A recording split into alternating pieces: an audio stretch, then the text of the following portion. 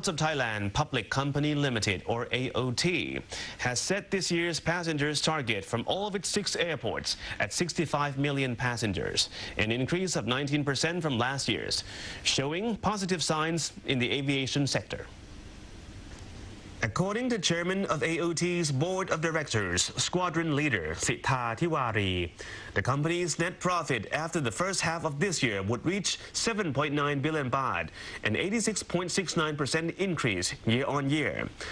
From October last year to last month, the company operated 370,520 flights, which is a 15.9% increase.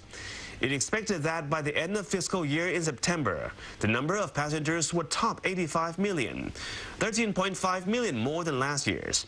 If achieved, that figure would represent a 90% year-on-year increase. However, Mr. Sitha admitted that currently, the nation's airports have to handle more passengers than their capacities, and several airports must be expanded, such as the ones in Phuket, Don Mueang, and Suvarnabhumi.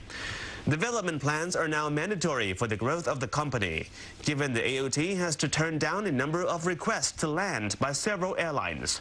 Phuket Airport in particular has turned down up to 30% of the landing requests to land due to its lack of capacity.